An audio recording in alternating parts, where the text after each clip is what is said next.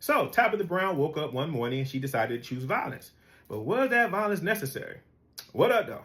So, social media influencer Tabitha Brown released a video that I would say was dedicated to the struggling entrepreneur.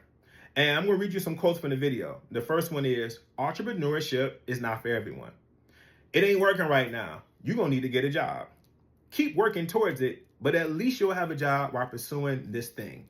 Now, I got to go on record and let you know, the first time I heard who Tabitha Brown was is when she did that response video to Wendy Williams, who had criticized her for celebrating the fact that she was able to retire her husband. I thought her response was warm and gentle, and I love her admiration of what she said about her husband and why she felt so much joy. So she's always been a very spiritually enlightened person, even though sometimes she can come across like happy, happy, joy, joy, and happy, happy, joy, joy. People kind of freak me out sometimes, but I'm working that out in therapy. It's a me thing. It's not a them thing. But this video has divided people in like two groups. There are people who feel as if this video being released was tone deaf.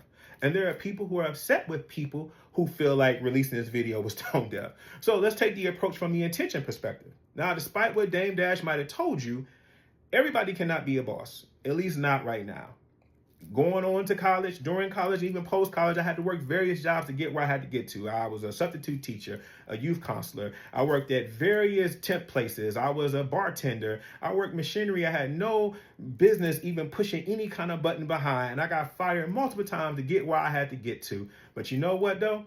I don't have the six-pack security to be a stripper, but that rent was going to get paid. So I get it. You can't be too proud. But let's talk about why that message fell flat. Well, first of all, the whole get a job phrase has a dark history. You often hear that phrase when it comes to somebody who's presumed to be lazy, and it comes across very dismissive. Get a job, bum. Like a restaurant is really going to hire a homeless individual who smells like 5 years of outside to work at the establishment where you take your family to eat. No, it's not going to happen like that, especially when you got stats like the New York Times reports that 319,000 jobs were lost by Black women in this year alone, or the Department of Labor report that there's a 7.2 spike in Black unemployment, that we are now currently experiencing the largest, highest rate of Black unemployment since the pandemic. And not to mention that these regular low-wage paying jobs, what I experience, do not want to hire nobody who got gaps in their resume. And if you tell them that in between these gaps, oh, I was working as an entrepreneur, oh, I was trying to pursue my dream as a writer or pursue such and such, they're going to look at you like the moment that that opportunity comes again, you're going to quit.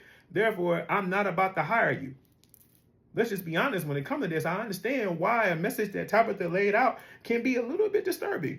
Honesty does not have to be brutal in order for it to be impactful. And I don't think Tabitha's message was brutal. I don't even think she woke up with that bad intention. But there is a history of Black folks that when they get a little bit of money, they feel the need to want to tell other Black folks what they need to do to get where they got to get to and why they are where they are. And they rarely want to mention like, oh, it's because I had a special skill set. Like, I can shoot a jump shot, or I had a family that was supportive, or I had a spouse who had a regular job during the whole time I was trying to figure out my journey. They rarely, really, if any time, include those things in their story. Therefore, that's why the messaging sometimes can come across a little bit tone deaf.